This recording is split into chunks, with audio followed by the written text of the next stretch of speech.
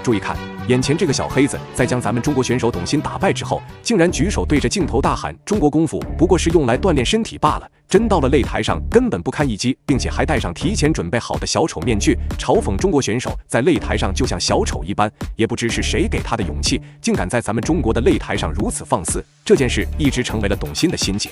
然而，由于种种原因，董鑫无法再与这个黑人选手继续比赛。之后，他的师弟宝音仓站了出来，发誓要给师兄报仇。毕竟同出师门，有仇怎能不报？一说起宝音仓，相信屏幕前的您应该对他并不陌生。毕竟他可是来自咱们内蒙古的草原战士，他的打法十分全面，不论是自由搏击还是摔跤散打，他都样样精通，并且在不同领域里都拿到了能证明自己的奖项。为了今日给师兄复仇，宝音仓转战综合格斗。中国有句俗话说得好，人狂自有天收。不过，如今你在中国擂台上叫嚣，那就必定会遭受咱们中国勇士的重拳暴揍。咱们也是废话不多说，还希望屏幕前的各位兄弟能够长按点赞3秒。小编在这里祝大家早日赚到100万！比赛现在正式开始。一声令下之后，宝音仓迫不及待地冲向小黑子的内围，直接拎起重拳将其逼在擂台角落里。很明显，这个开局让台下的中国拳迷看得热血沸腾。面对如此嚣张的黑人选手，咱们就是见一个打一个，一味的忍让只会让他们愈发猖狂，说不定他们还认为是咱们中国选手胆子太小，不敢和他们对战。我们非常期待宝音仓。现在斯马库利巴利处在一个防守的状态，他不断的退后。现在双方回到了擂台的中央。宝音仓啊，加油啊！我们都非常期待今天晚上中国战队的第一场胜利。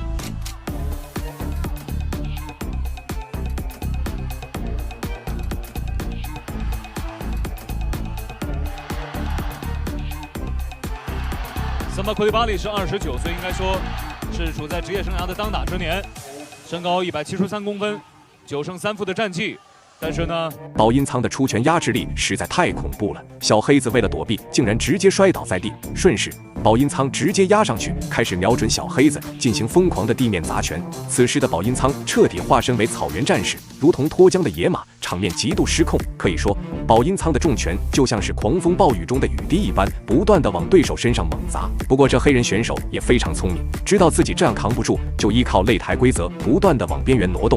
裁判也只能将比赛叫停，让他们重新回到擂台中央。一波攻势啊，真的是掀起了现场的热潮。刚才又是一记非常精准的前手拳，击打到对方。刚才这一记后手重拳，萨马库利巴里是不是有点顶不住了？勾拳上勾平勾，上勾平勾，连续的组合拳的攻击，看看能不能破了萨马库利巴里的防守，再用肘击。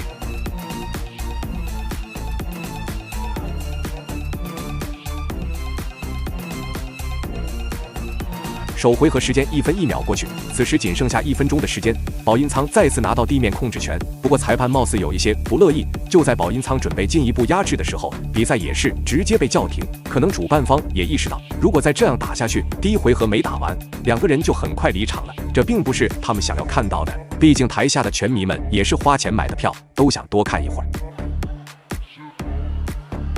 这场比赛一回合比赛，如果是4次击倒的话，那比赛就要判负了啊。在第一回合还剩下只有10秒钟的时间。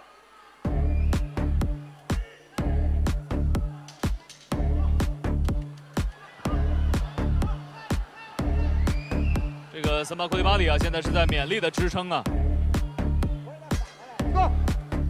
现在我们来到第二回合，首回合中，宝音仓已经完全掌控比赛控制权，可以说点数方面遥遥领先。不过在第二回合，黑人选手死性不改，还敢上前试探，直接被宝音仓一个接腿加重拳差点掀翻在地。赛前的介绍中，甚至小编还看到眼前这个黑人选手曾经还是法国的自由搏击冠军，没想到他的个人实力在宝音仓面前如此不堪一击。照着这样的局势发展下去，相信这场比赛还没有打完，这黑人选手就会被彻底吓破胆。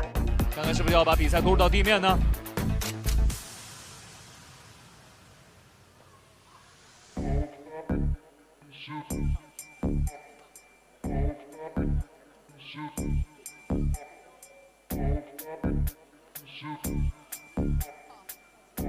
现在宝音仓的出拳也是试探性的啊，没有用上全力。在第一回合他是积累了比较大的优势。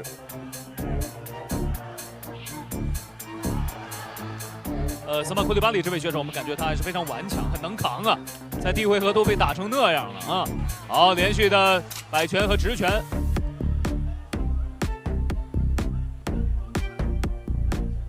果不其然，黑人选手此刻已经完全不敢和保音仓在正面换拳，甚至在眼神对峙过程中，明显能看出他有心虚的表现。大家也都知道，他之前在赢了董鑫的比赛之后，当众戴上了小丑面具，以此来嘲讽咱们中国搏击全是花拳绣腿。不过相信经过这场比赛之后，真正的小丑一定是他自己。此时的保音仓完全把控住了局势，就算拖延到第3回合结束，最终的赢家也一定是咱们中国选手。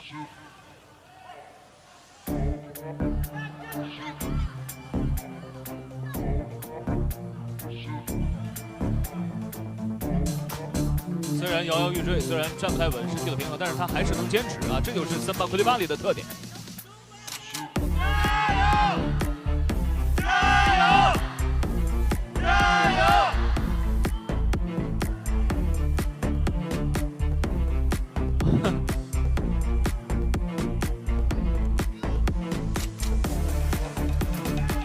哎，刚才这一记大摆拳又是命中了森巴库利巴里，但是保音仓没有跟上来有几拳呐。森巴库利巴里比划出了一个小 case 的手势。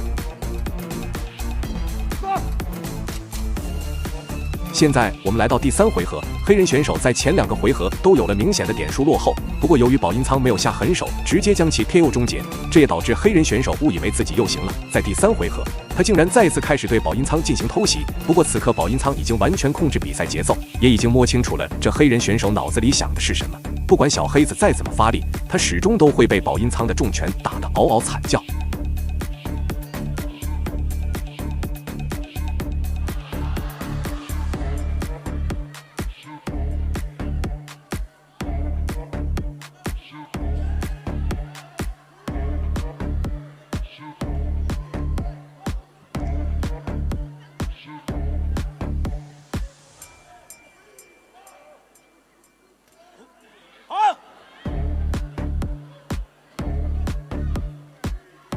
保音仓出拳落空的机会也比较大，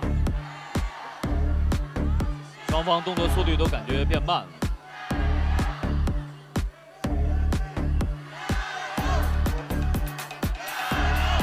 森巴库利巴里。看到这里，可能有些观众要说，这场比赛本就应该早就结束，可为什么保音仓迟迟不肯下死手？因为保音仓如果直接将比赛叫停，那么观众肯定是不会买账的。另一方面，保音仓为了给自己的师兄复仇，一定要让这小黑子在肉体上付出一些代价，最起码要让他在医院的病床上躺上1星期才能下床走路。不管怎样，只要保音仓在擂台上处于优势状态，狠狠地暴揍这个小黑子，就是给大家带来的最精彩的比赛。其实有好多次机会，双方又回到了站立拼拳的状态当中。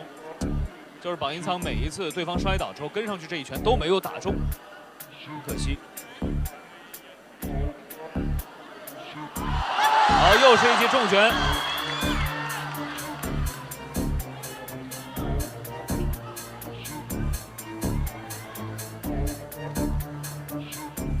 森巴库利巴里这场比赛是无数次的站起来。